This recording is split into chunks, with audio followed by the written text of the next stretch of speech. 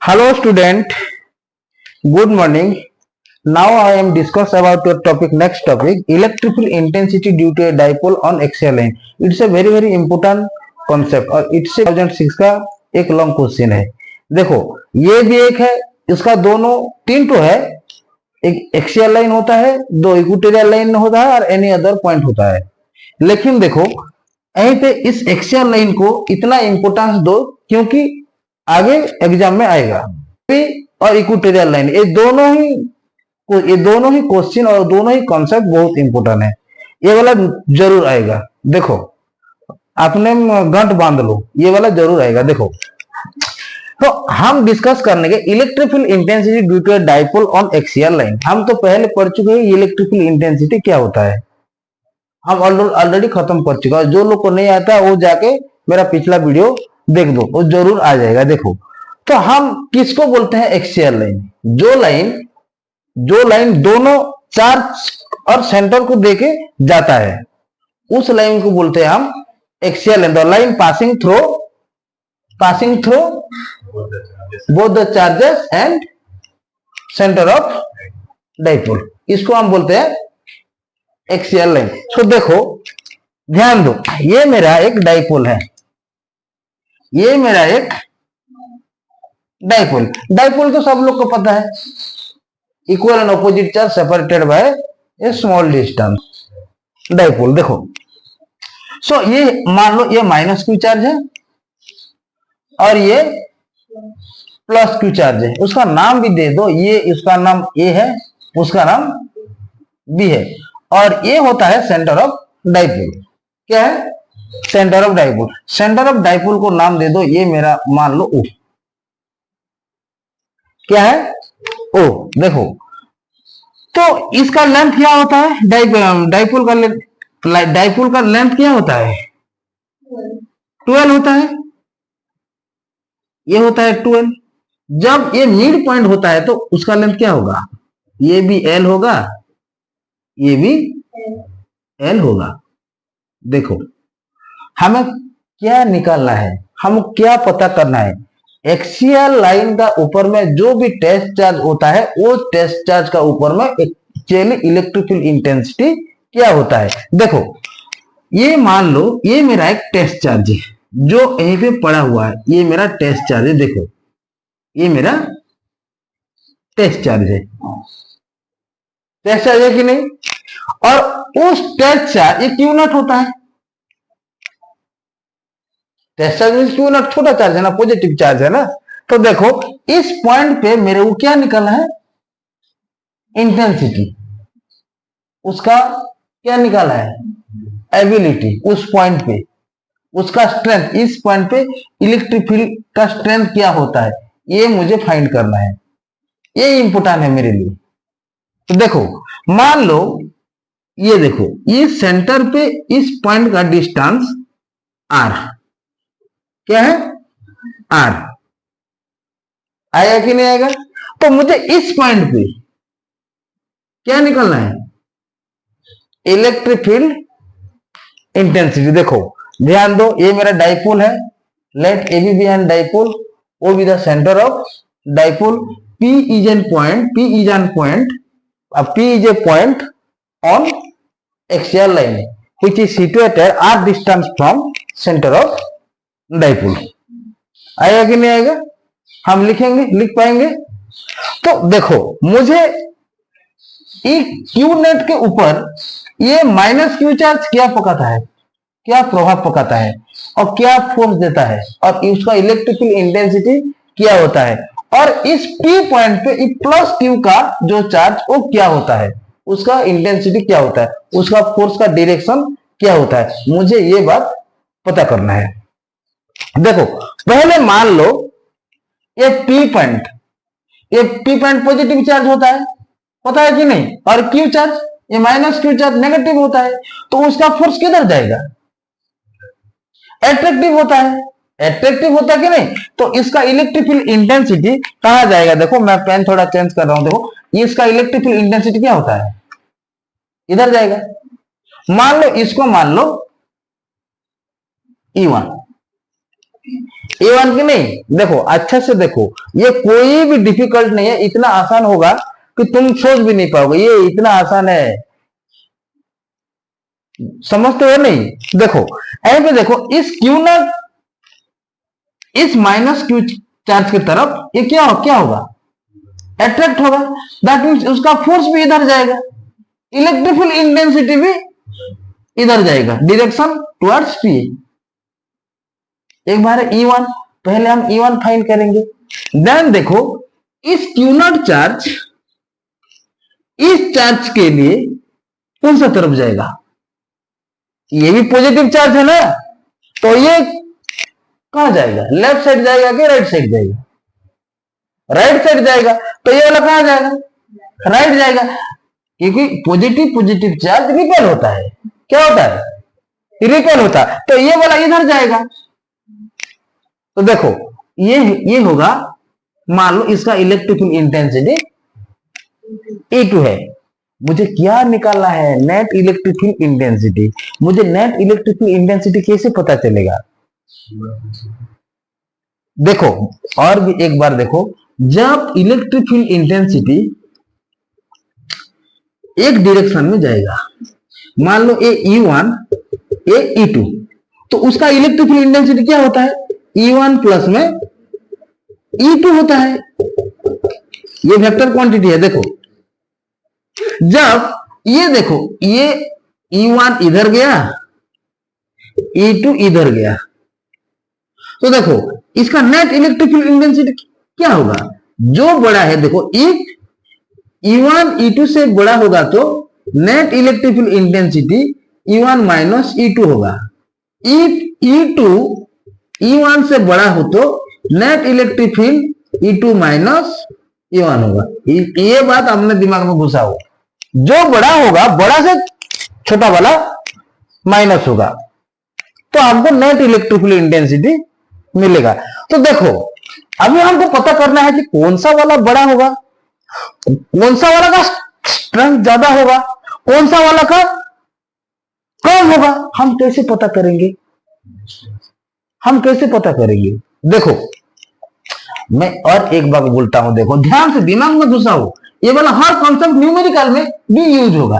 देखो मेरे electrical intensity क्या था, के क्यू अपन में 4 पाए एप्सिलॉन नॉट आर स्क्वायर था, आर स्क्वायर था कि नहीं। देखो जब इलेक्ट्रिक फील्ड इंटेंसिटी कब बढ़ेगा, जब उसका डिस्टेंस कम हो, क्योंकि electric field intensity inversely proportional to R square. जो उसका डिस्टेंस कमेगा तो इलेक्ट्रिक फील्ड इंटेंसिटी बढ़ेगा, और जो दोनों का लेंथ या डिस्टेंस बढ़ जाएगा तो इलेक्ट्रिक फील्ड इंटेंसिटी कम जाएगा। देखो तो यहीं पे मुझे पता करना है कि E2 E1 से ज्यादा होगा कि नहीं, क्योंकि ये बहुत पास है। देखो इसका लेंथ क्या है, क्या होगा, ये होगा मान लो R माइनस L होगा, कितना पास में है ये टेस्ट चार्ज, सॉरी ये plus to charge test charge का कितना करीब है, तो इसका इलेक्ट्रिकल इंटेंसिटी क्या होगा, ज्यादा होगा। तो हमको नेट इलेक्ट्रिकल इंटेंसिटी कैसे हम फाइंड करेंगे, देखो E2 से E1 माइनस कर देंगे, अभी पता चल गया, आया कि नहीं आएगा है।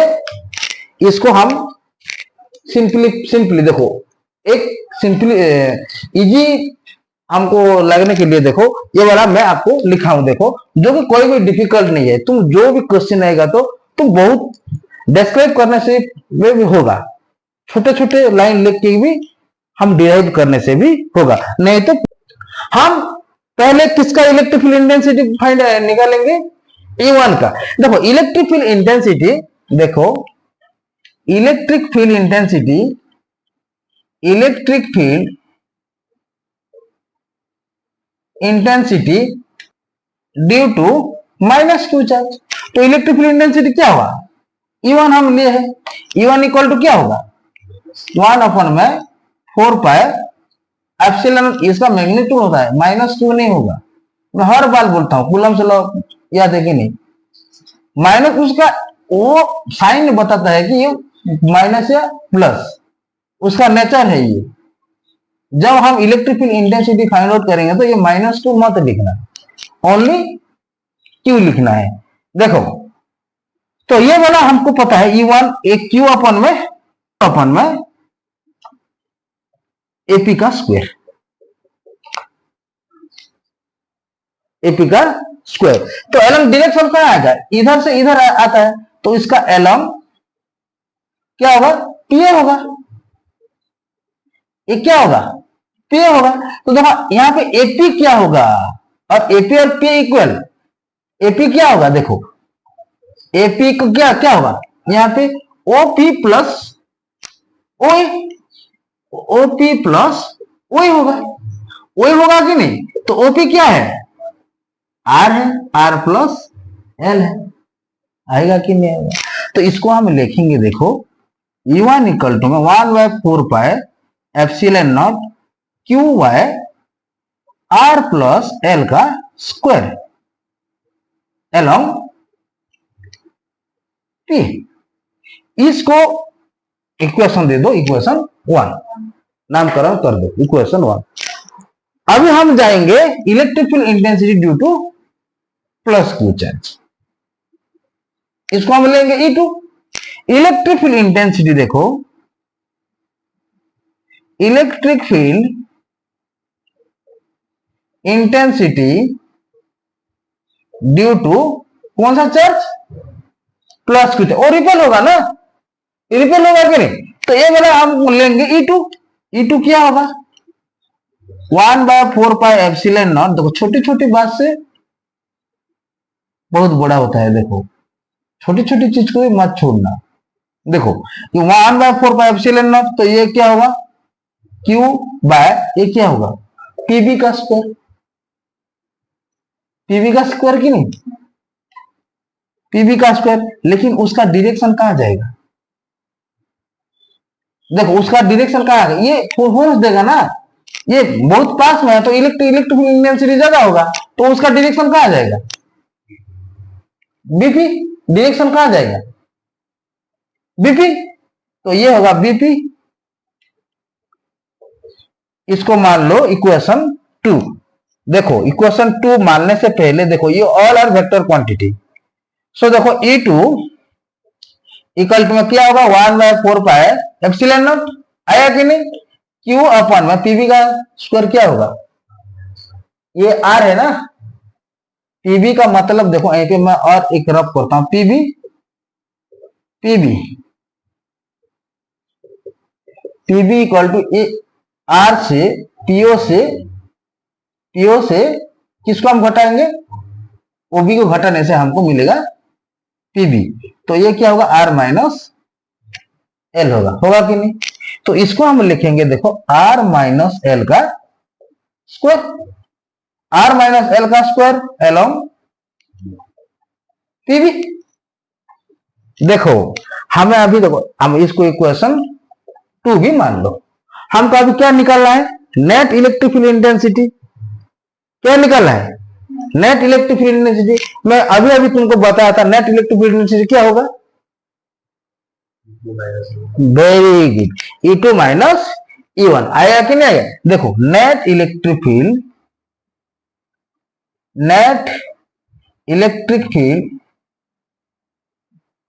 इंटेंसिटी क्या होगा, E इक्वल टू में E2 माइनस, किसीने मैंने E2 माइनस E1 किया, क्योंकि E2 बड़ा होगा, उसका इंटेंसिटी ज्यादा होगा, उसका स्ट्रेंथ ज्यादा होगा, क्योंकि वो टेस्ट चार्ज बहुत पास है प्लस क्यू चार्ज से, प्लस क्यू चार्ज और टेस्ट चार्ज बहुत पास है, इसीलिए उसका इलेक्ट्रिकल इंटेंसिटी ज्यादा होगा। ऐसे मेरा कैलकुलेशन शुरू होगा। देखो सो नाउ देखो यहीं पे मैं लिख रहा हूं, वेरी वेरी इंपोर्टेंट, ये वाला आएगा एग्जाम में। तो E इक्वल टू में क्या होगा, ये रफ वर्क था, E इक्वल टू में देखो E2 कितना मिला मेरे को, ये वाला मिला मेरे को 1/4 pi epsilon naught Q minus में आर माइनस एल का स्क्वायर माइनस ये वाला होगा Q 1/4 pi epsilon naught Q अपन आर प्लस एल का स्क्वायर। आएगा कि नहीं आएगा? Any problem? तो उसका डायरेक्शन कहां जाएगा? कौन सा वाला? जो ज्यादा है वो उस तरफ खींचेगा, ये कम है ना, तो उसका नेट इलेक्ट्रिकल इंटेंसिटी कहां जाएगा? इधर जाएगा। देखो ये नेट इलेक्ट्रिकल इंटेंसिटी इधर जाएगा, ध्यान दो। ये कम है ना, वो ज्यादा है, तो ज्यादा वाला खींच के ले जाएगा, ले जाएगी नहीं? तो यहीं पे देखो इसका एलम लिखो, एलम बीपी होगा। एलम क्या होगा? बीपी।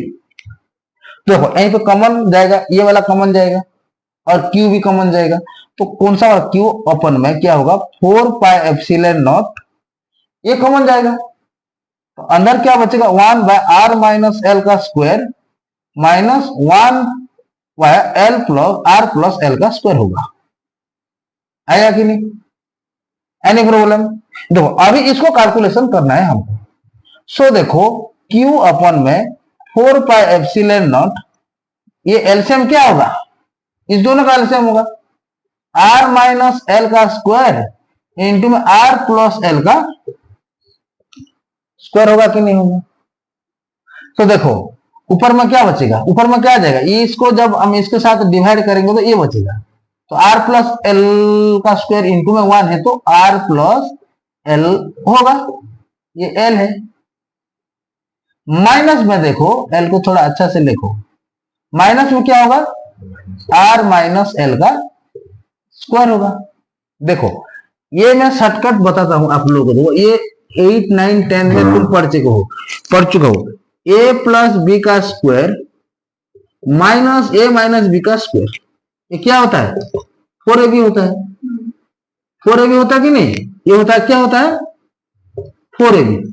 आएगा कि नहीं? आता है कि नहीं?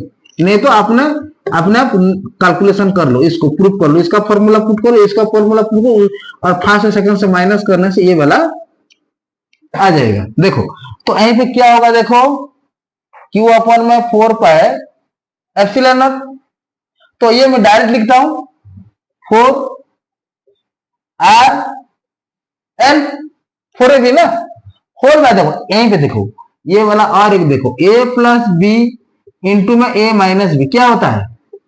a square minus B square. तो क्लास 8 से शुरू हुआ है, क्लास 8, 9, 10 से। तो ये वाला देखो जब a प्लस बी का स्क्वायर होगा, a माइनस बी का स्क्वायर होगा, तो क्या होगा? a square minus B square का स्क्वायर होगा कि नहीं? आया कि नहीं आएगा? Any problem?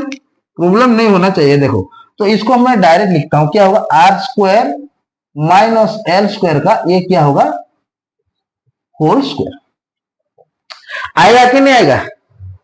आएगा कि नहीं आएगा? आएगा पक्का। देखो नेक्स्ट कितना आसान लगेगा। देखो ये वाला देखो, हमको पता है कि डाइपोल मोमेंट क्या होता है। डाइपोल मोमेंट क्या होता है? याद करो डाइपोल मोमेंट क्या है? Dipole moment, but we know that इसको know that what we know that but we know that देखो P इक्वल टू क्या होता है? Q इंटू में 12, Q इंटू में 12। तो ये इसको डिराइव करो, देखो ये होगा, देखो E इक्वल टू में 1/4 पाई एप्सिलॉन नॉट, ऐसे लिख सकते हैं। और इसको हम लेंगे, देखो ये वाला देखो Q इंटू में 12, Q इंटू में 12 और 2 बचा, तो क्या होगा? ये 12 होगा। होल बाय देखो, होल बाय क्या होगा? R square minus L square का स्क्वायर होगा कि नहीं होगा? देखो E इक्वल टू में इसको हम लिखेंगे P, पी लिख पाएंगे कि नहीं? ये होगा 4 पाई एप्सिलॉन नॉट, तो ये होगा, ये 2 लिखो यहाँ पे 2, इसका ये डाइपोल मूवमेंट है, इसको P लिख सकते हैं और इसको R लिख सकते हैं। होल बाय क्या होगा, R square minus L square का होल स्क्वायर। देखो ये होगा एलोंग पीवी। ये मेरा नेट इलेक्ट्रिक फील्ड इंटेंसिटी है। क्या है? Net electric field intensity. देखो ये मेरा नेट इलेक्ट्रिक फील्ड इंटेंसिटी है। इसको हम ऐसे भी लिख सकते हैं, देखो ना, ऐसे लिख सकते, ई इक्वल टू में 1 अपन में 4 pi epsilon naught 2 R P whole by R square minus L square का स्क्वायर एलोंग टी बी। ये मेरा एक्सियल लाइन का नेट इलेक्ट्रिक फील्ड है। आया कि नहीं? इलेक्ट्रिक फील्ड इंटेंसिटी है। यहीं पे, यही पी पॉइंट पे इतना इलेक्ट्रिक फील्ड इंटेंसिटी मुझे मिलेगा। उसका कुछ स्पेशल केस है, नोट डाउन करो, पहले नोट डाउन करो। स्पेशल केसेस होता है, देखो स्पेशल केसेस होता है। देखो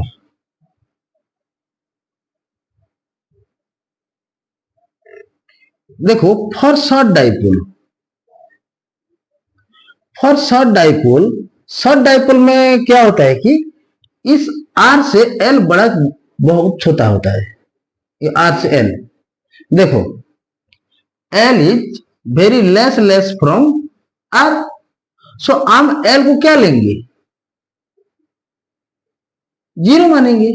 जब छोटा हो जाएगा, एल छोटा हो जाएगा, बहुत छोटा हो जाएगा शॉर्ट डाइपोल, इसका डिस्टेंस बहुत स्मॉल होगा, तो उस टाइम में हम लेंगे एल इक्वल टू में 0। ये एल नेग्लिजिबल हो जाएगा ना, क्योंकि जब डाइपोल का लेंथ छोटा होगा, बहुत छोटा है, तो उसका आधा तो और छोटा हो जाएगा, वो पकापुकी एल टेंस टू 0 होगा, 0 पकापुकी, तो इसको हम 0 मानेंगे फॉर शॉर्ट डाइपोल के लिए।